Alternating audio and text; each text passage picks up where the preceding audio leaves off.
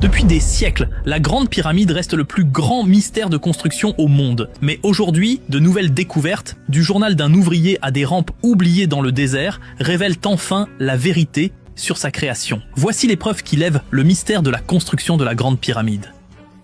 Un monument au-delà de l'imagination.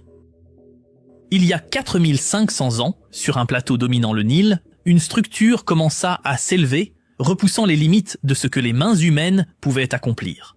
Sous le règne du pharaon Khéops, l'Égypte entra dans une ère d'ambition sans précédent dans le monde antique. Là, les architectes royaux imaginèrent un monument si précis, si massif et si durable qu'il resterait la plus haute structure construite par l'homme pendant près de 4000 ans. La Grande Pyramide n'était pas seulement gigantesque, elle était conçue avec une maîtrise qui défie encore les bâtisseurs modernes. Elle atteignait à l'origine environ 146 mètres de hauteur, soit l'équivalent d'un immeuble de 50 étages. Sa base couvrait plus de 5 hectares, orientée vers le nord véritable avec une marge d'erreur si minime, quelques minutes d'arc, qu'il fallut des satellites pour la mesurer. Plus de 2 300 000 blocs de calcaire composaient sa structure, beaucoup extraits directement à Gizeh, tandis que les pierres de revêtement blanches et lisses venaient de Toura. Les poutres de granit les plus dures, pesant jusqu'à 70 tonnes chacune, furent acheminées depuis Assouan, à plus de 900 km au sud. Pourtant, le miracle ne réside pas seulement dans les matériaux ou les mesures, il est dans la coordination. Chaque bloc posé, chaque angle, chaque chambre reflète une société capable d'organisation à l'échelle nationale. Des équipes de carriers, géomètres, architectes et ouvriers travaillaient en synchronisation, suivant un plan si précis que la base de la pyramide ne varie que de quelques centimètres sur 230 mètres. Avant de découvrir comment cela a été accompli, il nous faut comprendre qui étaient les bâtisseurs et pourquoi leur histoire a été mal interprétée pendant des siècles. La main-d'œuvre révélée. Pendant des siècles, on a imaginé la Grande Pyramide édifiée par des esclaves. Des milliers d'hommes forcés sous le fouet à traîner des pierres à travers le désert Hollywood l'a répété. Les manuels scolaires l'ont relayé. Pourtant, l'archéologie raconte une histoire totalement différente, fondée non sur la souffrance, mais sur le savoir-faire, la fierté et le devoir national. Au sud des pyramides, en 1990, des archéologues ont découvert quelque chose d'extraordinaire. Un village ouvrier avec de longs dortoirs, des boulangeries capables de produire des milliers de pains par jour, des réserves remplies de provisions et d'immenses cuisines où l'on préparait du bétail et du poisson en grande quantité. Ce n'était pas un camp de prisonniers, c'était une cité organisée, conçue pour soutenir une main-d'œuvre massive. Tout près se trouvait le cimetière de ces mêmes ouvriers. Leurs squelettes révélaient des fractures soignées, bras cassés, jambes écrasées, blessures à la colonne vertébrale, des blessures typiques des travaux de construction lourdes, mais voici le détail essentiel. Ils avaient été soignés. Les os avaient été correctement remis en place. Les plaies avaient guéri.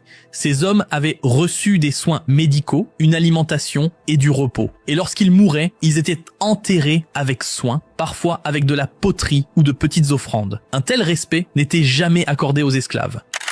La plupart des experts estiment aujourd'hui qu'entre 20 000 et 30 000 ouvriers travaillaient à la Grande Pyramide à tout moment. Beaucoup étaient des spécialistes à plein temps. Tailleurs de pierre, géomètres, maçons, charpentiers. D'autres étaient des paysans qui rejoignaient les chantiers pendant la crue du Nil, lorsque les champs étaient sous l'eau et que les bras étaient disponibles. Ils étaient rémunérés par des rations de pain, de bière, de viande et de poisson, comme le confirment les récits anciens et les vestiges du village.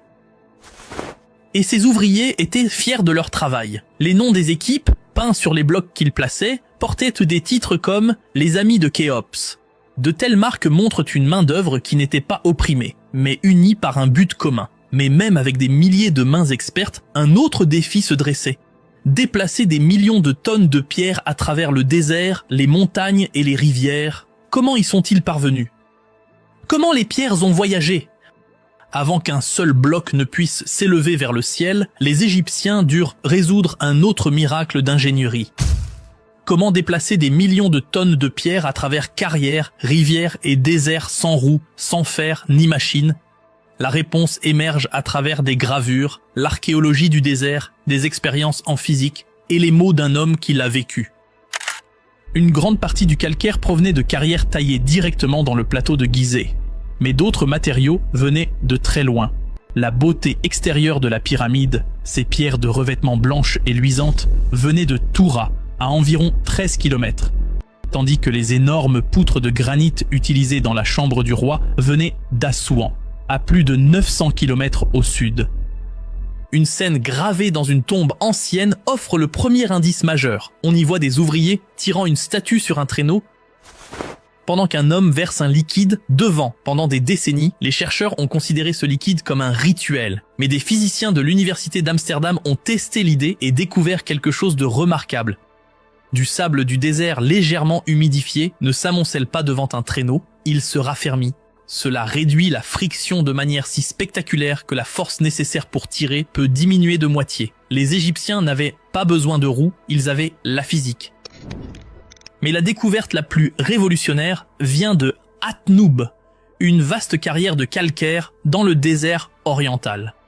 Des archéologues y ont mis au jour un système de rampes sophistiqué, flanqué d'escaliers et de trous pour des poteaux en bois. Des cordes étaient fixées à ces poteaux, permettant à des équipes de tirer sous plusieurs angles, créant une force coordonnée assez puissante pour hisser des blocs de plusieurs tonnes sur des pentes abruptes. Ce n'était pas de la force brute, c'était de l'ingénierie maîtrisée. Puis, en 2013, tout a changé avec la découverte d'un papyrus en mer Rouge, le journal de Merer. Rédigé par un contremaître de la main-d'œuvre de Khéops, il décrit le transport du calcaire de Toura par bateau à travers un réseau de canaux menant directement au plateau de Gizeh. Cela confirma ce que les chercheurs soupçonnaient depuis longtemps. Les Égyptiens avaient construit un système de voies navigables spécifiquement pour la construction des pyramides. Imaginez la scène des flottes de barges glissant le long du Nil, des ouvriers chantant en rythme, des traîneaux glissant sur du sable humidifié, des rampes s'élevant depuis les carrières du désert logistique et main-d'œuvre tissée dans la première chaîne d'approvisionnement à grande échelle de l'histoire humaine. Maintenant que les pierres étaient arrivées à Gizeh, une autre question demeurait. Comment les avaient-ils hissées pour former une montagne parfaite de géométrie? Ingénierie de l'impossible. Transporter des millions de blocs de pierre jusqu'à Gizeh n'était que le début.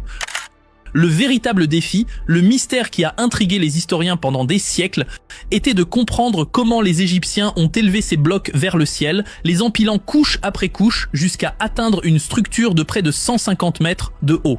Aucun texte ancien ne décrit la méthode. Mais l'archéologie et l'ingénierie suggèrent des solutions bien plus ingénieuses que ne le racontent les légendes. Pendant une grande partie du XXe siècle, les chercheurs ont imaginé une immense rampe droite reliant le plateau au sommet de la pyramide. Mais les calculs ne tiennent pas. Une rampe assez douce pour permettre de tracter des blocs lourds aurait dû mesurer plusieurs kilomètres de long et nécessiter plus de matériaux que la pyramide elle-même. Aucune trace archéologique d'une telle structure colossale n'a jamais été trouvée. Cette théorie, autrefois dominante, est aujourd'hui largement abandonnée. Une idée plus réaliste est celle de la rampe en spirale, enroulée autour de l'extérieur de la pyramide au fur et à mesure de son élévation. Ce concept réduit la quantité de matériaux nécessaires et permet de garder une pente raisonnable. Les archéologues ont identifié des vestiges de murets et de fondations autour de la base de la pyramide, peut-être des traces de rampes temporaires. Le défi, cependant, reste la visibilité. Les ouvriers, posant les pierres de revêtement extérieur, avaient besoin de lignes de visée claires pour créer des arêtes parfaites.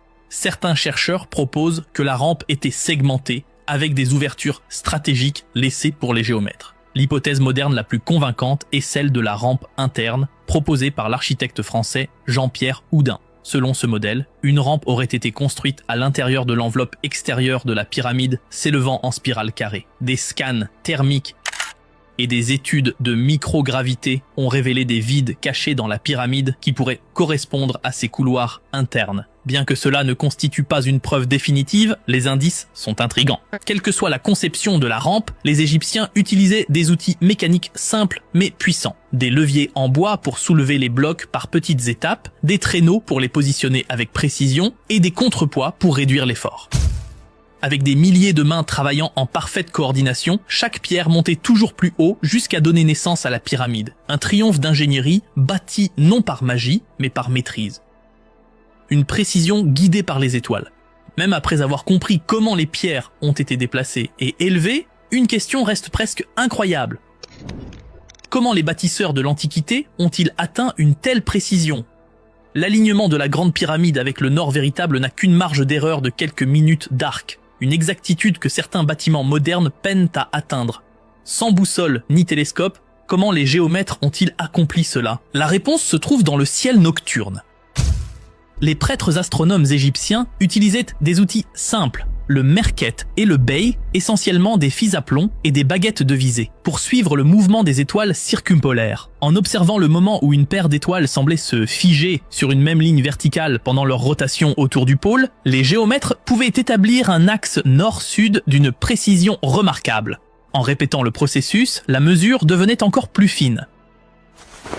Mathématiquement, la pyramide révèle aussi une harmonie intentionnelle. Sa pente de 51,8 degrés produit des proportions proches de 2π lorsque l'on compare la hauteur à la circonférence. Qu'il s'agisse d'un choix délibéré ou du fruit de la géométrie naturelle de leur méthode, le résultat est d'une élégance indéniable.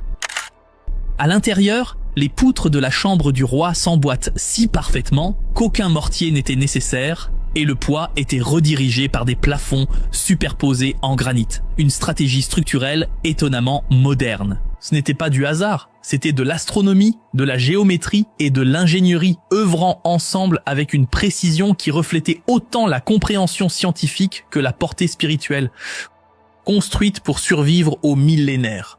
La longévité de la Grande Pyramide n'est pas un hasard de l'histoire, c'est le fruit d'une ingénierie volontaire et tournée vers l'avenir. Les architectes de Khéops ont commencé par ancrer la structure directement dans le calcaire massif du plateau de Gizeh. Cette fondation naturelle offrait une stabilité exceptionnelle, empêchant les légers déplacements ou affaissements qui ont détruit d'autres monuments anciens au fil du temps. Les assises de pierre elles-mêmes étaient imposées selon un motif décalé et imbriqué, répartissant le poids uniformément et solidarisant l'ensemble en une masse unifiée. La forme de la pyramide, large à la base, s'amenuisant vers le sommet, redirigeait les forces gravitationnelles vers le bas, lui conférant une résistance naturelle au séisme et à l'érosion.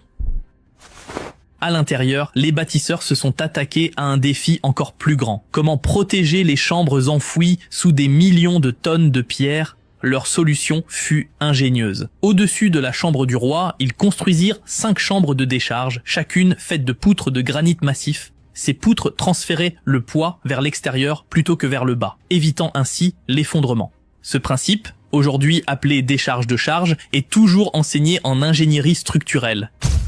Même le désert a joué son rôle. Le climat sec a ralenti l'érosion, tandis que les pierres de revêtement en calcaire de Toura réfléchissaient la lumière du soleil, réduisant le stress thermique sur le cœur de la pyramide. Après 4500 ans, les pierres de revêtement ont peut-être disparu, mais l'ingénierie, elle, reste intacte.